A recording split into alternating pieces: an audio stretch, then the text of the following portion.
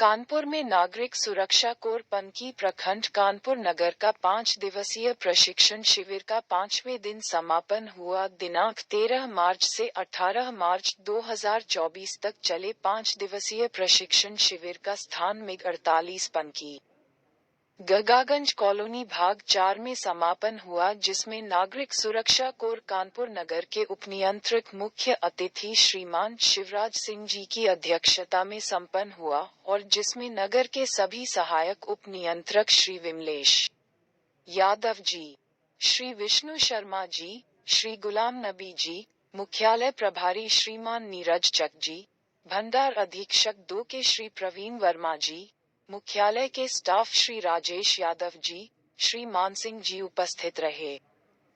विशिष्ट अतिथि श्री अशोक दुबे जी रहे। संचालन प्रखंड पनकी के स्टाफ ऑफिसर श्री कैफ मोहम्मद खान जी प्रांजुल दुबे जी ने किया। सभी का स्वागत पोस्ट वार्डन और आयोजक विजय रावत, सह आयोजक संतोष बाजपाई, प्रांजुल दुबे जी ने किया।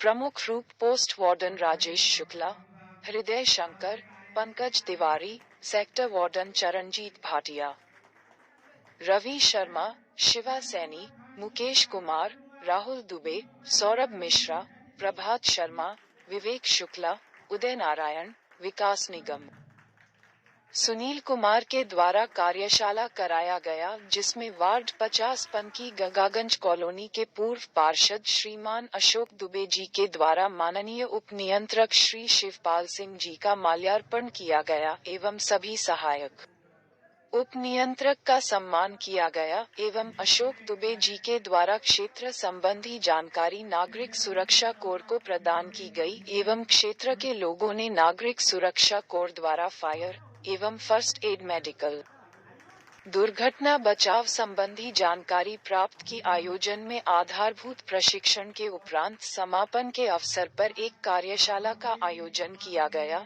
जिसमें प्रशिक्षार्थी वार्डन को श्रीमान विमलेश यादव जी, श्रीमान विष्णु शर्मा जी, श्रीमान गुलाम नबी जी के द्वारा प्रशिक्षार्थी वार्डन स्वयंसेवकों द्वारा सर्वप्रथम तरल पदार्थ में लगी आग को कंबल के माध्यम से गला घोटू विधि अपनाते हुए बुझाया गया तथा एक क्लास फायर लकड़ी में लगी आग को ठंडा करने की विधि अपनाकर स्ट्रिप पंप के द्वारा बुझाया गया।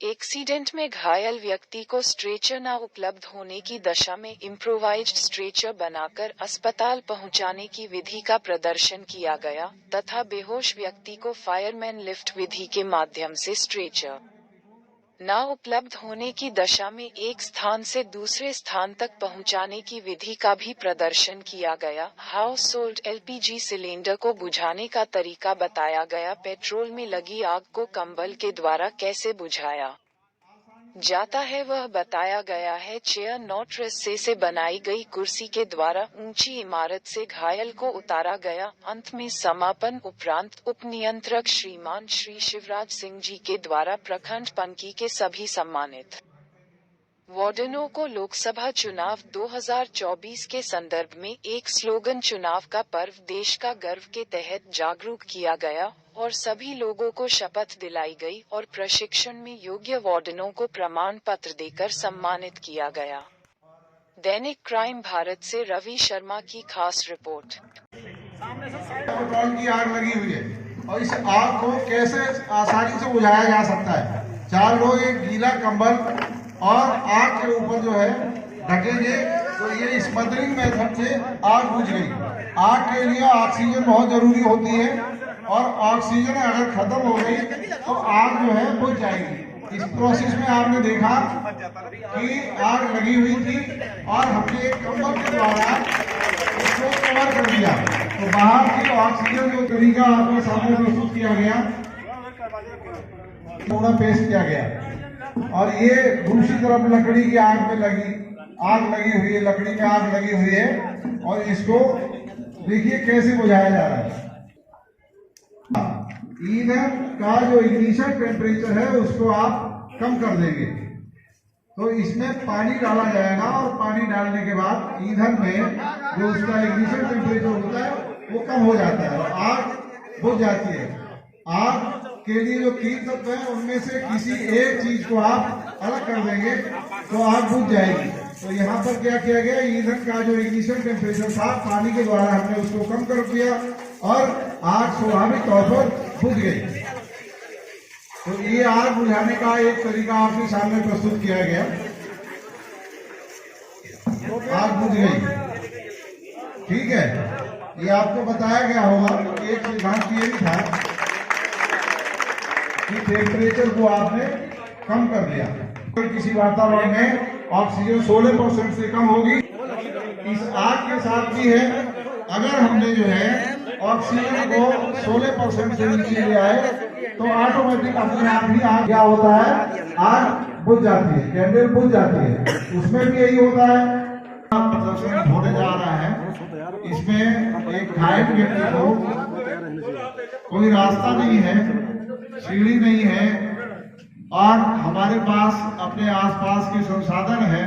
एक रस्सा है, केवल एक गांठ बनाकर, जिसको चेयर नाट बोलते हैं, कुर्सी की आकृति की एक गांठ, कुर्सी की आकृति की गांठ में कैजुअलिटी को हमने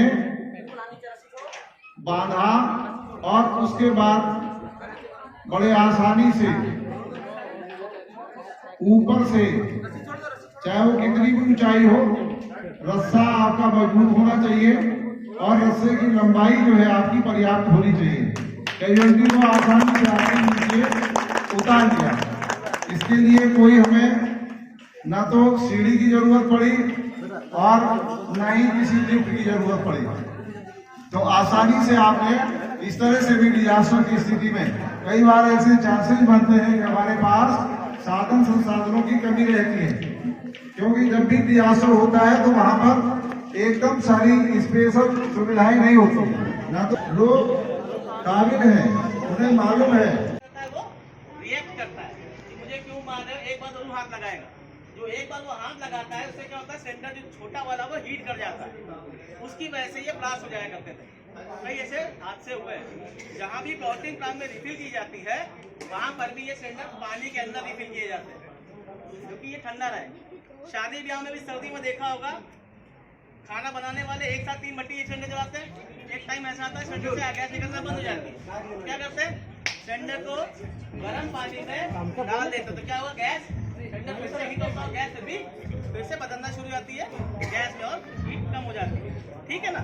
इसलिए जब तक सिलेंडर ठंडा है तब तक कभी भी ब्लास्ट नहीं करेगा। और कब करेगा, जब ये पूरा गर्म हो जाए। किसी घर में आग लग गई है, वहां से निकाल नहीं पा रहे हैं, तब अगर ये इसी है तो ये ब्लास्ट हो सकता है। इसलिए पहले घर का सिलेंडर बाहर निकाल के रखना चाहिए। दूसरा, सिलेंडर कभी भी जो एक्स्ट्रा है वो बंद जगह पर ना रखें, जिससे कि गैस में आग ना लगे। दूसरा है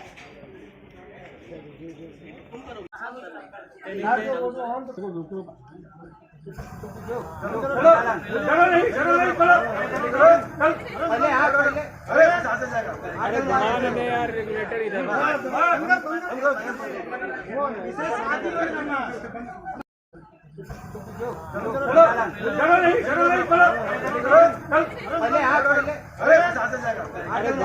यार रेगुलेटर इधर।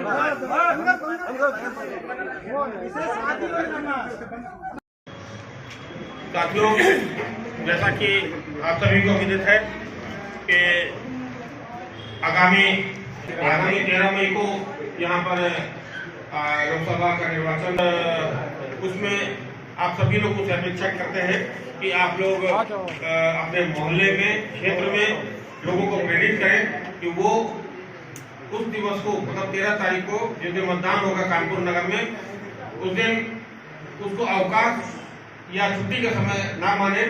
वैसे भी संडे का दिन है और जो भी अवकाश का, मतदान का दिन होगा उस दिन अवकाश होता ही है। तो आप सभी लोगों से अनुरोध करूंगा कि अपने मोहल्ले में लोगों को प्रेरित करें कि वो घर से निकले और जो भी नजदीक का जो भी मतदान स्थल होगा, स्थल होगा, वहां पर पहुंच करके वो मतदान अवश्य करें। तो आज इस शपथ को मैं यहाँ पर पाऊंगा और आप लोग अपना दाहिना हाथ आगे करते हुए उसको दोहराएंगे, मेरे साथ बोलेंगे, हम भारत के नागरिक लोकतंत्र में अपनी पूर्ण आस्था रखते हुए ये शपथ लेते हैं कि हम अपने देश की लोकतांत्रिक परंपराओं की मर्यादा को बनाए रखेंगे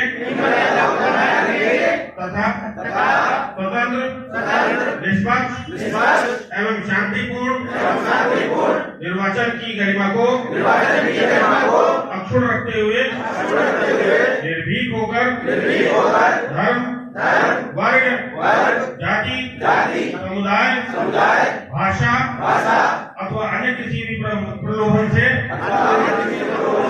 प्रभावित हुए बिना सभी निर्वाचनों में अपने मताधिकार का प्रयोग करेंगे।